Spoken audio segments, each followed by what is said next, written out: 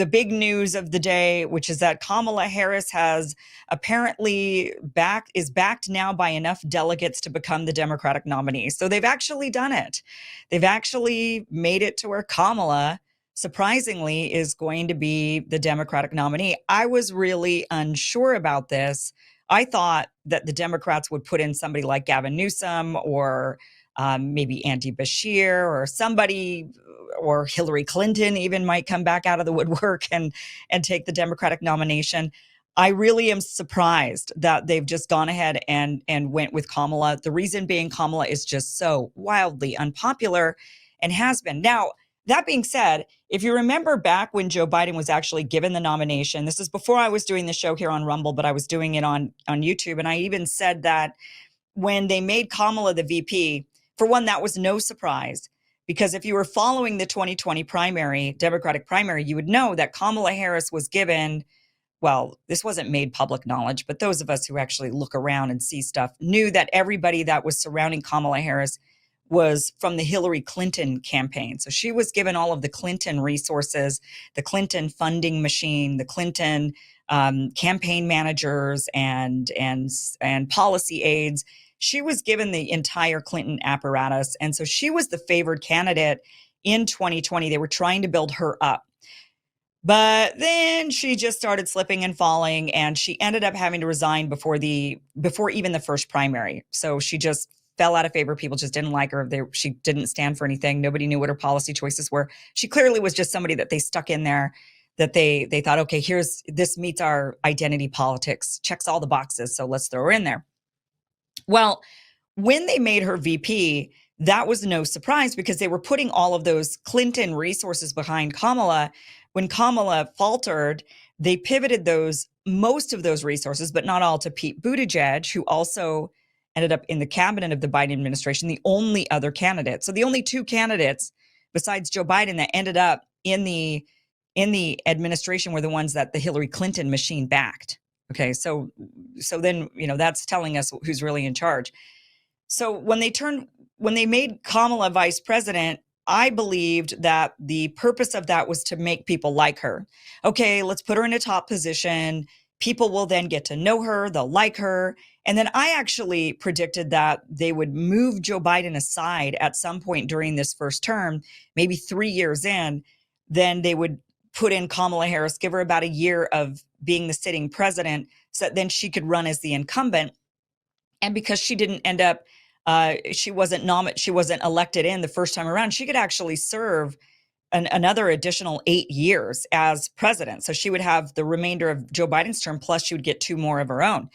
And you could only do that if you move the president aside at a certain point in the presidency. It has to be within the last half of his 4-year term. It can't be in the first half. So I actually thought they would, Joe's getting old. They would move him aside. They'd put Kamala Harris in there, and they'd make her, they would get the public to try to like her up until that point, because they couldn't get them to like her during the primary, and then they would move her in. But as time went on, really early on, as her being vice president, she was just wildly unliked. I mean, people just could not rally around Kamala Harris.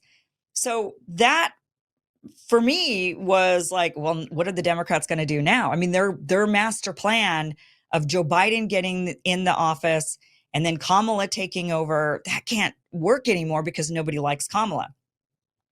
Well, that's coming. That's, of course, that would be true. They would not be able to go down that path anymore if they actually believed in democracy and cared about what voters think. But the miscalculation I had was that I believed they cared. Yeah, I mean, silly me for thinking that Democrats actually cared about the democratic process. That they claim they do. They claim they care about voters. But so that I miscalculated that. It turns out they don't care. And they don't care that nobody liked Kamala Harris, that her polling numbers were lower than Joe Biden's this entire time.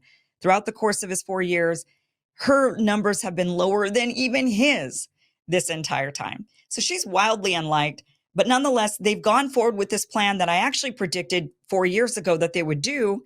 I just didn't think they would actually do it once they realized nobody likes her. But it doesn't matter. It doesn't matter.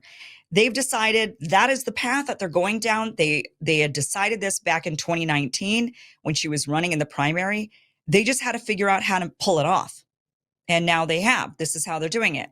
So she now has enough delegates to become the Democratic nominee, meaning they're going to circumvent the open convention process. So obviously, they didn't have an open primary. They completely buried that possibility of any challengers to Joe Biden. They now have an opportunity to at least have a voting, some kind of vote with the delegates and the super delegates, but they're also foregoing that. She has now gotten enough of the delegates. She's going to be the Democratic nominee. So now we just go into Veep stakes territory. Who is going to be her running mate? And I don't know, and I don't care. Watch them put Pete Buttigieg, Kamala Buttigieg. Maybe that's what they'll do. At this point now, they are thoroughly stupid. So I guess they'll do anything that, even if I think it's a terrible decision, they'll still do it because they don't care, because they've got other tricks up their sleeve. That's my theory at this point. That's my working theory. So then these polls start coming out. We talked about these polls yesterday, how they're saying, oh, it's impossible to tell, too close to call. Well, the poll comes out today. It's no longer too close to call. Oh, no, now they're saying Harris beats Trump. Right. Harris beats Trump by 2%, 44% to 42% in a U.S. presidential race. The new Reuters Ipsos poll comes out and says this. Who believes this? Here's what it said. Vice President Kamala Harris opened up a marginal 2% point lead over Republican Donald Trump after President Joe Biden ended his reelection campaign and passed the torch to her. And like I said yesterday, and I'll say it again, it wasn't passing the torch or even passing the reins. It's just reattaching the puppet strings. They've just moved them from Joe and they put them onto Kamala. That compares with the marginal 2-point deficit Biden faced against Trump in the last week's poll before his Sunday exit from the race. The new poll, conducted on Monday and Tuesday, followed both the Republican National Convention, where Trump on Thursday formally accepted the nomination, and Biden's announcement on Sunday he was leaving the race and endorsing Harris.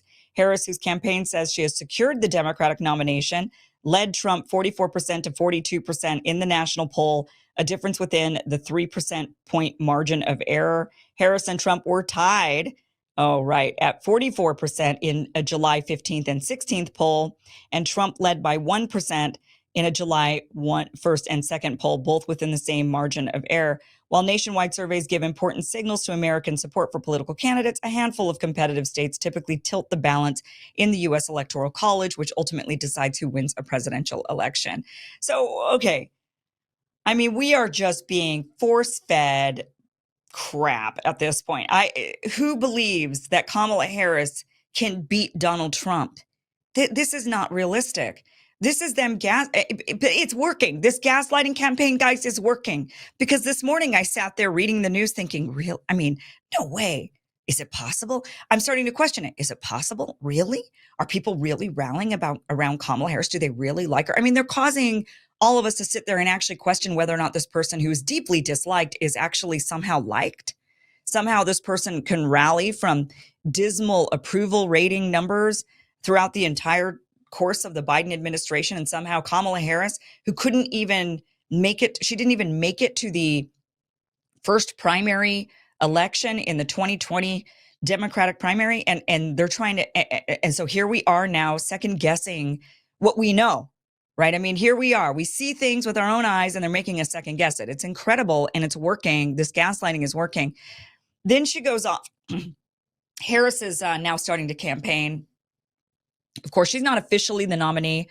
They're going to do a virtual roll call most likely in a week or two for the Democratic National Convention. They're not going to wait for the convention. They're going to do it in advance.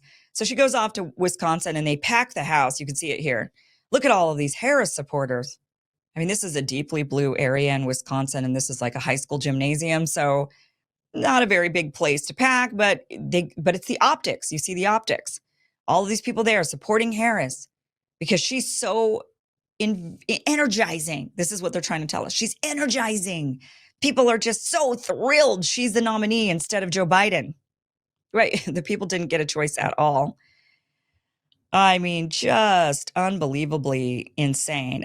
Okay, back to this poll that Reuters and Ipsos puts out there. It turns out, well, how many people were involved in this poll? So you're saying she wins by 2%, but here's Zero Hedge.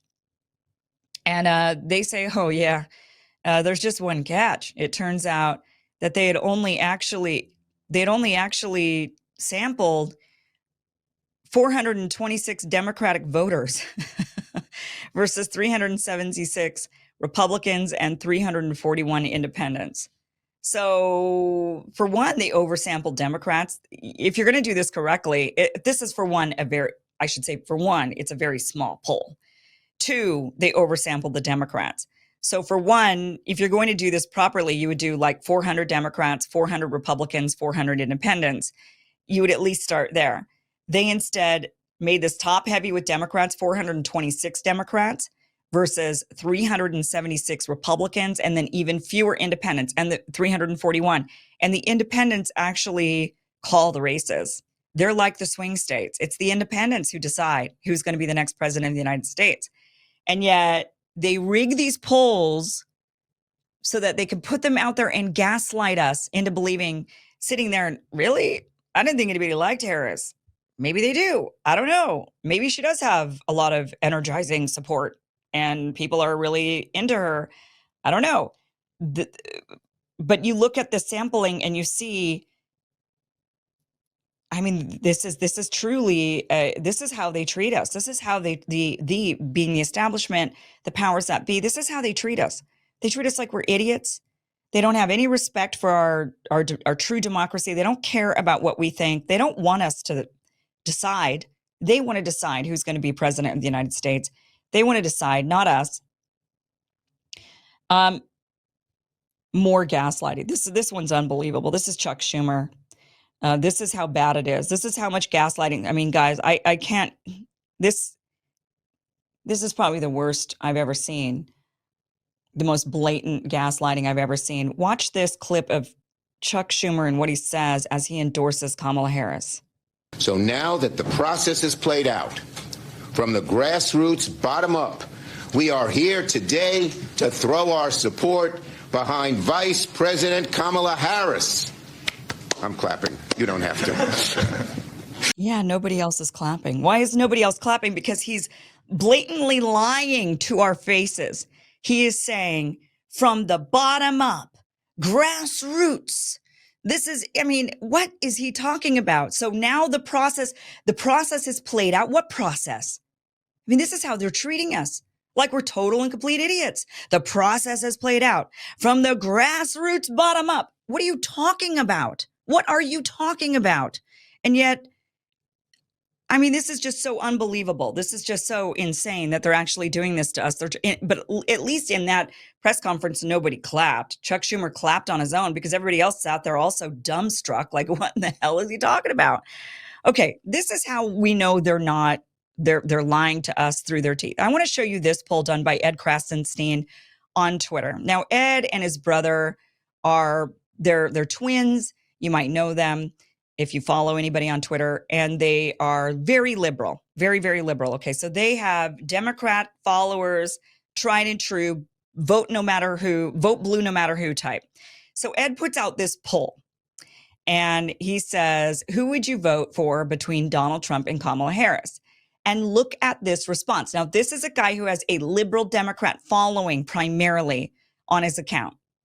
And he's got 83.4% saying Trump and 16.6% for Harris. On a liberal Democrat, he's got 167,000 votes on this. So this is a much larger poll than Reuters Ipsos, right? 167,757 voters on this. And they vote Trump. Now, he's alarmed by this. And his next tweet, he says, oh my gosh, X has just gone really right-wing. So he says, X is becoming a right-wing echo chamber and things will only snowball from here. Not that there's anything wrong with that. It's just the truth, he says. So, Ed is cool in that he talks to both sides. He's not one of those crazy, I'm cancel culture kind of guys. Maybe he used to be, maybe at one point, but then they actually got canceled and banned off of X for a long time and then they came back. But anyway, he's saying, this is a big, and people are saying, what are you talking about, Ed? And he actually cites that poll with all these people voting for Trump. So he's like, well, look, everybody here is just right wing. They're all voting for Trump and not for Harris. Well, then he does a series of other polls on his page that actually show otherwise, that his following is still predominantly left wing liberal. Here are some of the other polls. says if there were multiple verified videos of Trump shooting someone on Fifth Avenue, but he said he didn't do it, would you vote for him? So if he really truly murdered somebody, 70% said no, 30% said yes. So that's people saying, no, I would not vote for him if he murdered somebody. He says if there was proof that Trump intentionally walked into 14 to 19-year-old teens getting undressed on purpose, would you vote for him? 84% no, 16% yes. So again, a lot of people there saying, no, if he was really truly a pervert and we know that he did that on purpose, then no, we're not going to vote for him. Here's another one that shows whether or not the person is liberal or more conservative leaning. Abortion should be illegal in all/most cases or legal in all/most cases. 62% said legal in all/most cases. 38% saying illegal in all/most cases. So again, more of a left-leaning crowd here. Here's the last one that he puts up here. If deporting a hardworking immigrant would almost certainly result in that immigrant being killed in their home country, do you support deporting them? Yes, 27%. No, 70%. And 3% said depends on what Trump says. So right there, you could see he still has a liberal leaning audience. This is not right wing, but incredibly, that liberal leaning audience actually said that they would vote for Trump. That's 80% said that they would vote for Trump. So what's going on here? Why are we suddenly seeing all of these polls out there saying, oh no, Kamala she's beating Trump. She's winning. All these people love her. Don't you see? She is the one that they've just been waiting for. Joe Biden they just didn't like him mentally. That was the issue there. But now, now that she's in, everybody's all into her. I mean, they are just, this is how they're going to get us. So that when she suddenly wins, everybody will look back and say, well, they've been predicting for months since July that she'd win. So how can you conspiracy theorist election deniers say otherwise? And by the way, when she wins, which now I think she'll win because I think nefarious stuff's going to happen, I will not be able to say a word about that. I'm just going to let you guys all know right now, if she wins, I will remain, I will have no choice if I want to remain on. Now on Rumble, I probably could say whatever I want, but if I want to remain, on Twitter or anywhere, I'm going to have to shut up and not. You saw how they treated people after 2020 when people said this doesn't look right. I think there was some nefarious election stuff. I think that it was rigged. They ripped people. They ripped their platforms away from them. They ripped their livelihoods away from them. They ripped them off of Twitter. They ripped them off of they started to even threaten prosecution. So look, this time around, they'll go harder. And those of us that will sit there and look at this and go, there's no way Kamala won. They will go after us. And we will have, just like with 2020, we had no choice but to just avoid that conversation almost entirely. I would hope that, I know Rumble will still allow free speech. I would hope that X does as well, but you just never know. And really the issue more than anything is not even the platforms, but it's we saw how Dominion went after various different news organizations and individuals, and they try to bankrupt you. And that's another way that they go after you. If they can't rip you off a platform, they'll try to bankrupt you. So a lot of us will have no choice but to just kind of raise our eyebrows at you guys and look at you like this. And that's all we could do. Because democracy, we live in a democracy. It's a free America, free speech, and free people. Hey guys, this was just a clip of a longer show. Catch the full show by going to KimIversonShow.com. It is free. It airs Monday through Friday, 5 p.m. Pacific, 8 p.m. Eastern. You could go back now and watch this full interview. I highly recommend it. Again, go to KimIversonShow.com. Thank you so much for watching.